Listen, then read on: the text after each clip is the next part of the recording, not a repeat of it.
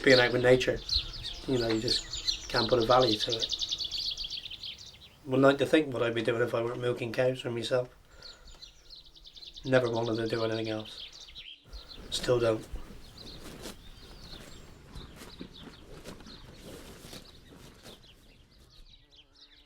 The alarm goes off about 6:30. Up, cup of tea, start milking about 7. That takes about 2 hours.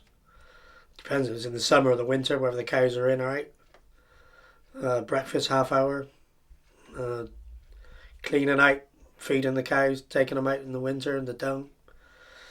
Coffee, gotta have a coffee 11 o'clock time, and then go back out, odd jobs we're gonna do, and then start again in the afternoon, clean out and milk the cows again to about 7:30, 8 o'clock at night. 7 days a week. Some farms will start at 5 and finish at 5, but I'm not the best in the mornings, but I sort of work late at night. 2 of these were born Sunday. One was born bank holiday Monday. I had to have the vet out. The cow prolapsed, so that's going to be a big bill. But the calf and the cow's all right now. And the other 2 were born yesterday. These are all simmentals that will be sold later on, and they'll go for beef. But yeah, my granddad was always been in farming, and his mum and dad, and likewise my gran and her parents were both in farming. It's always been in the family, and my mum used to help out before she got married and moved away. And yeah, I wouldn't want to be with them. It's great in the family. And it's nice to keep these family farms going.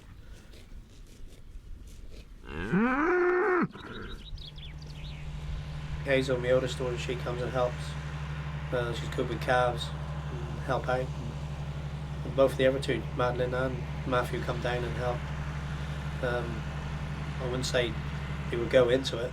Matthew does at the moment. He's only 9. 1 minute he does, the next minute he wants to be a soldier or something, so see what happens. But don't know if the family farms will be still around in 10, 15 years time when, you know, he's interested or want to come into farming. Well, years ago there was more and more farms in the village. There was everybody keeping calves or sheep, but now that it's not paying, so many people has got out of it, and you look through the villages, it's desolate. The farms are being taken over and barns are being converted into houses.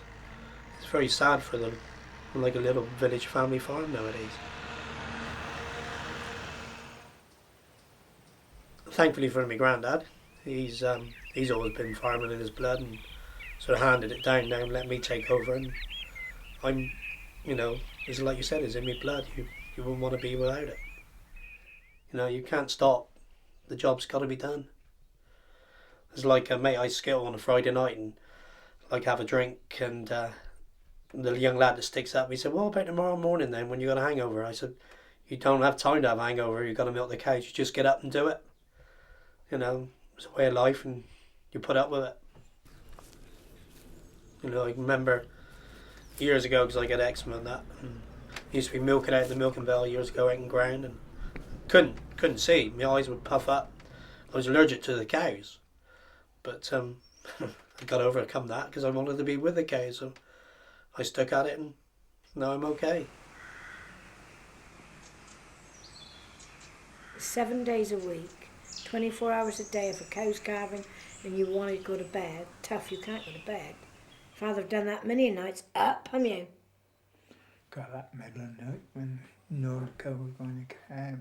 Sheep lambing, you've been up all night? Oh, that's a hard 3 weeks non-stop, that is. And the sheep's lambing and you haven't been to bed?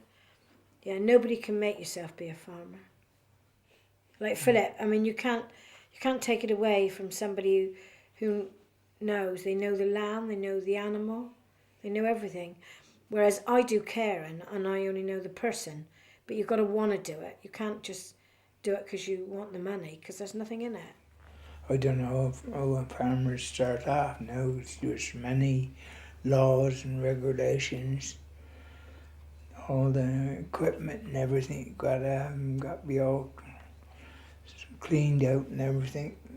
Can't describe it hardly what the laws there is in now. for the start off farmer. I don't understand how they did do it. It's passed down from one generation to the next. That's the only way you can do it, start up farming. When we first came back here 20 years ago, we had our window open up in the bedroom, and at about 5 to 5, just as it was light, you'd hear him going up over the hill, and Brian say, "Your father's off cutting grass." And there he was going off cutting grass, wouldn't you? You don't get many do it now, do you? I mean, Philip don't do it, let alone Grandad. Not at 5 to 5 in the morning.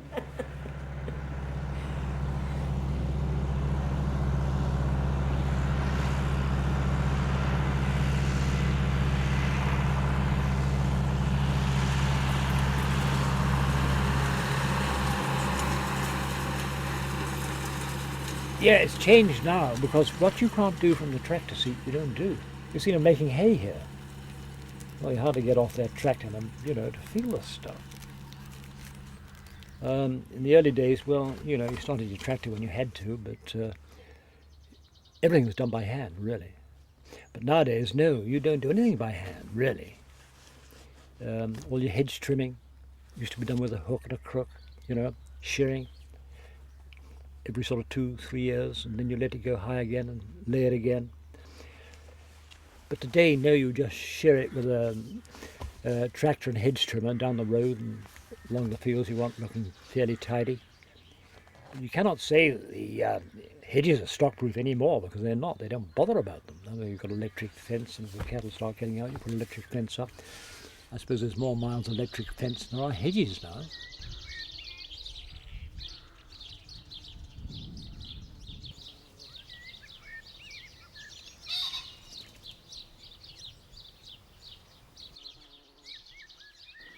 If you look after a hedge properly, it retains its stock-proof ability, and it also acts as a corridor for wildlife, sort of ecological corridor. So we're quite keen in maintaining hedges. We think that hedge laying is an art which is very sought after in this part of the world, and it makes a very attractive end product.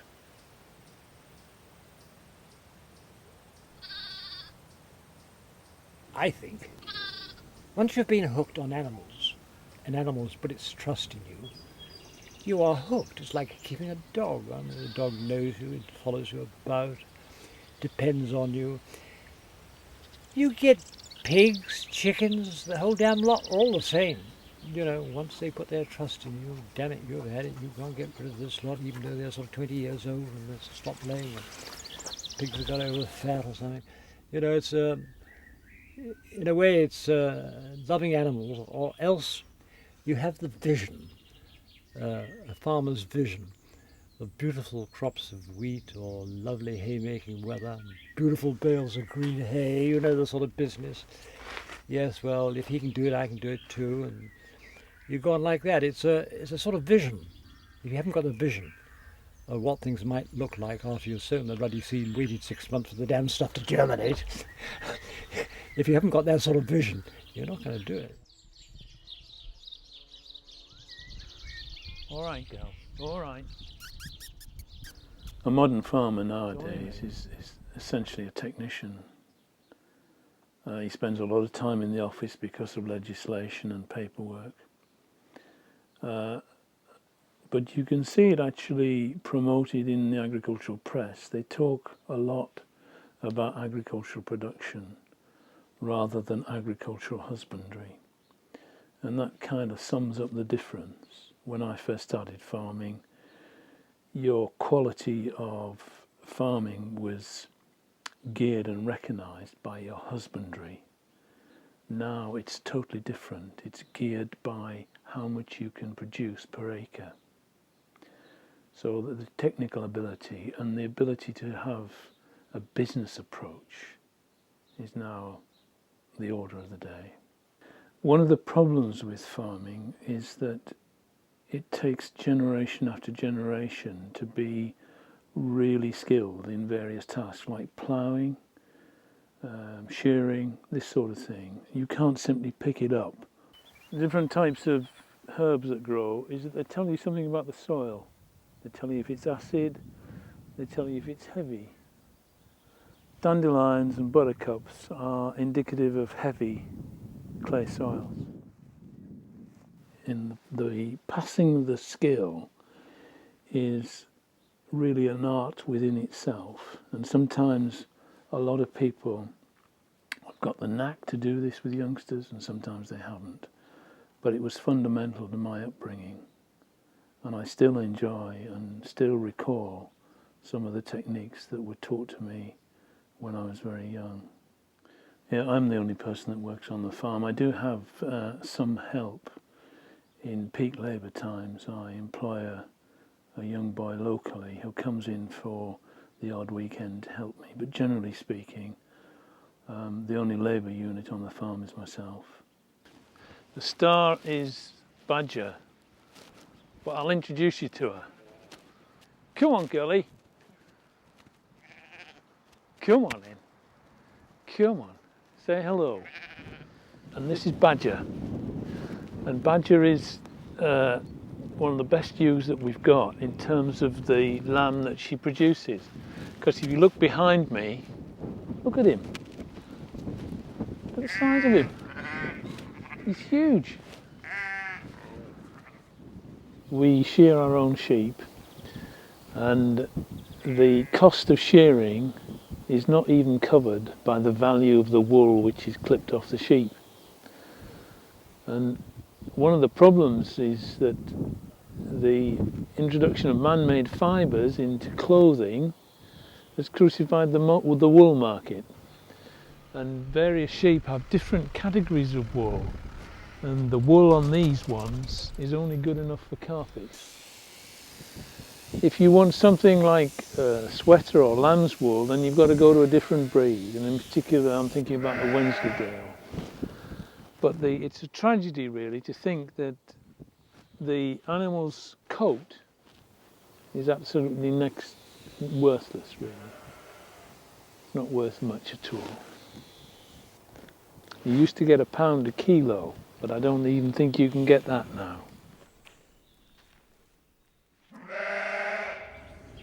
The early sheep dips were arsenic. It was deadly stuff. It just about killed everything. In a way, it was an answer to a hell of a lot of problems. No more maggots in your sheep. Get them in deodorant. One or two would die, yes, but that was it. Then I was always a strong bloke who used to push the sheep in and pull them out, getting soaking wet with this stuff. Till eventually I succumbed to deodorant poisoning.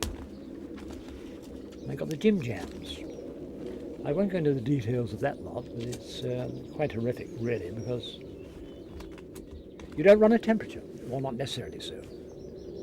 So you feel ghastly, you feel so bloody, it's not true. Giddy, shakes, hot flushes, you name it, I had the lot. Well, that was extremely alarming. And I think it was soon after that they withdrew it as a... farmers missed it very much because it worked, but it didn't only make Dick very ill, it made some of our sheep very ill. I think possibly using too strong a mixture, I don't know. But it left, for years and years afterwards, I couldn't use fly sprays or mothballs or anything in the house. The minute he got near it, he would immediately show symptoms again. So it was a very, very frightening experience. So that was deodorant, which is banned now. Organophosphorus is the takeover. Organophosphorus is not so good, but it's not quite so poisonous, but for all that it's bad enough. I get affected by sheep dip. Sore throat, headaches, dizziness, that sort of thing. Luckily there's not quite so much used now of the organophosphate type. But coming into contact with sheep that are recently dipped, there's lots of people affected. Some seem to have a resilience to it and they don't get affected at all, and others get affected pretty quick. the government won't admit that it's dangerous. They've changed the packaging so that it's safer to handle, apparently. I don't think there's any safe dip, but there are alternatives now. We can use a spray for maggots, but they're not as good as the OP dips are. But then most people don't really want to use the OP dips. It's a matter of keeping the our son does most of that. It's a matter of keeping the sheep clean for a start off, so they haven't got sort of mucky back ends that blowflies can lay their eggs in. It's a matter of keeping a very strict eye on them, so that if anything does go wrong, you see it very quickly. And when you do see something, you treat it. That's not to say we win every time. We had a ram last year that got quite badly caught with it, but he was sheared off and treated, and he's right as rain again. It's vigilance, basically, which it's easier for you to do on 120 ewes than it would be on 1,000. We found in the past that if the later you shear them, the more likelihood there is to get it, I suppose, because there's wet, dirty wool for the flies to lay their eggs in, but also it's more difficult to see when they're all nice and clean and shaven. Then that's very simple to see. We're on the edge of the Exmoor National Park on the Brendan Hills in West Somerset. 180-90 acres, something like that. It's 1,000 feet up above sea level, and it faces northeast. Which means it's severely disadvantaged.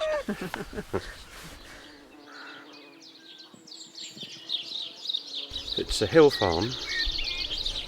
It's basically a beef and sheep farm, traditionally, but we also do organic chickens, both for eggs and for meat.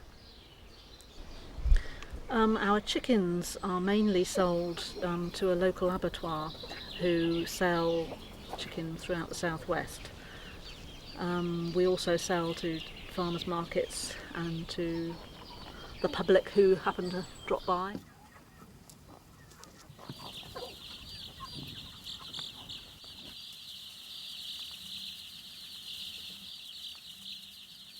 I wouldn't like to be a dairy farmer now.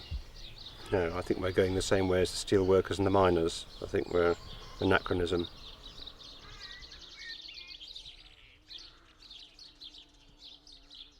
Obviously, if an animal's sick and you get the vet and you have to go along with what the vet says is the best, if they've actually got sick. But the organic principle is to not let them get sick in the first place.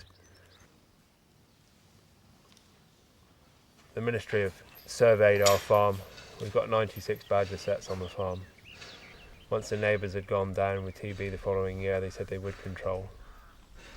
The first 12 badgers they caught, 9 of them were infectious with TB and 11 of them had TB. But there couldn't be a perceived link to the cattle. Well, the numbers of badgers have multiplied. From when I was our children's age, never saw a badger. It was very unusual. And now you can see dozens in a week. So the balance of nature's become unstuck a little bit. Foot and mouth affected everybody. We didn't directly get it here, but for people who didn't get foot and mouth, it meant that we couldn't sell our animals at all.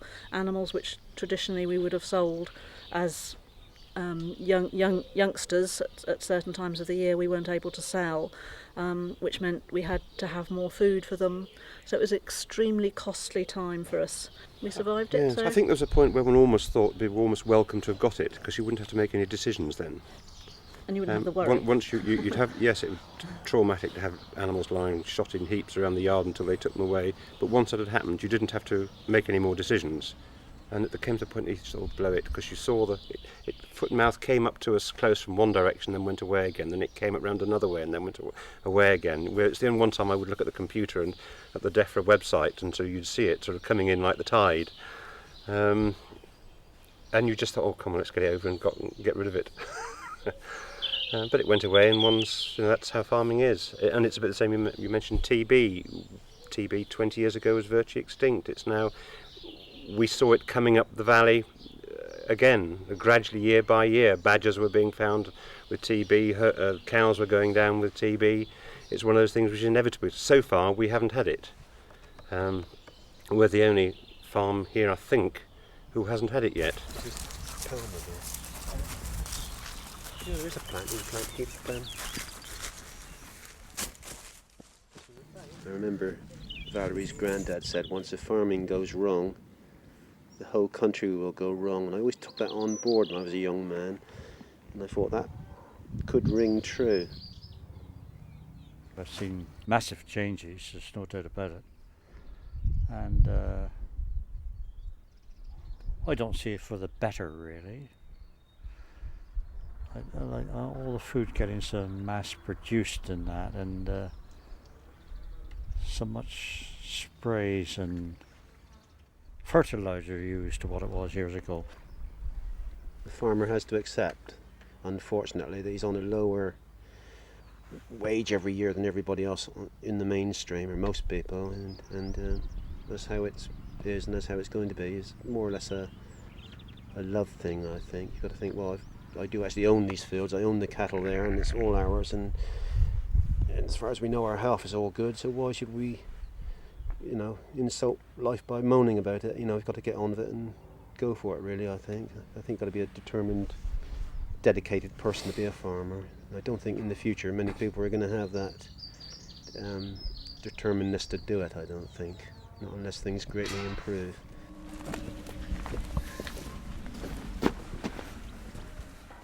I've got a few calves that I usually feed at the moment, and then pop back in and get the breakfast on the go. And if Roger's going out, he goes out and does sort of hedge laying for other people. So it means cutting his sandwiches, getting his lunch ready, and then once he's gone off to work, then perhaps it's seeing a few cattle around or seeing to the sheep while he's away. Gardening, housework. And just fitting in housework and things in between, and then in the evening you've got the calves to do again and getting a mill. I say to her sometimes, I just don't know how she keeps on top of it, all ear tags and everything, and ordering them, and replacement tags, and government forms to fill out, and I think and movements to do, and calf passports to see to, and I don't know how she does it, and she does it on such short notice, and 9 times out of 10 she's very good humoured, and I think she's a star, and I don't think I would like to face farming at the moment with all the bureaucracy and that by myself. I don't think I could hack that. I'm very grateful to her. But one thinks of a lot of very matriarchal women who have certainly known who's in charge. Certainly my role models as a small girl, well, I wouldn't mind being like Auntie Molly, who, seemed from the farmhouse kitchen to direct the operations in a very quiet way.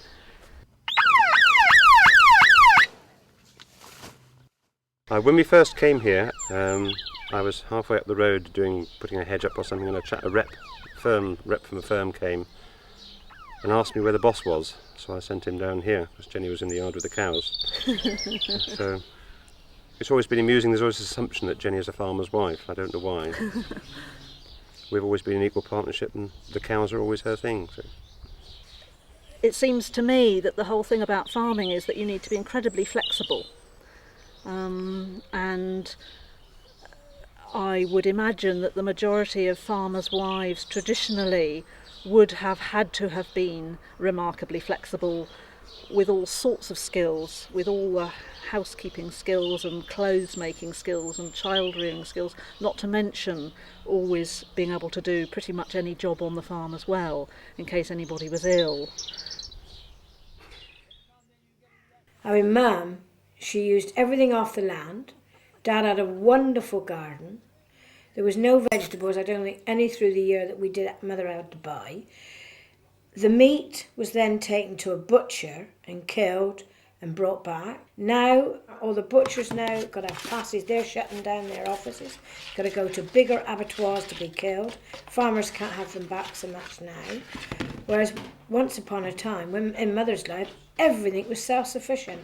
And my mum years ago, I can see her now, catching a hen, Dad killing it, Mother sat out there picking, we ate it for Sunday dinner.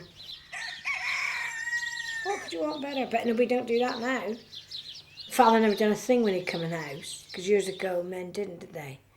You know, they came in, they were out on the land all day, and wives did everything indoors. I mean, she'd put his clothes ready for church Sunday nights, he jumped in it and he finished milking. He was doing his laces up on the first prayer in church. Somebody, Pauline and Geoffrey, got that many walnuts up there, so Pauline put them out by the gate to sell some, and somebody stopped and asked her if they're organic. Now, No, you should tell her don't pee against the trees. women didn't go outside so much then, but Father never done an ounce of paperwork, did you? Yeah. He'd come in and tell Mother, and she had it locked in her head, and she had all the books down. She was brilliant for that, brilliant. In the old days, you'd always say, for every man in the field, you want a good woman in the house. Well, the farmers' wives were absolutely critical, really, at that time. I mean, a lot of them hardly ever left the farm. I suppose I was a bit, what wasn't entirely sort of representative, really, because some of them didn't drive. They'd grown up on the farms and worked there, and contributed, very considerably to the workforce on the farm. Farmers' wives are very important.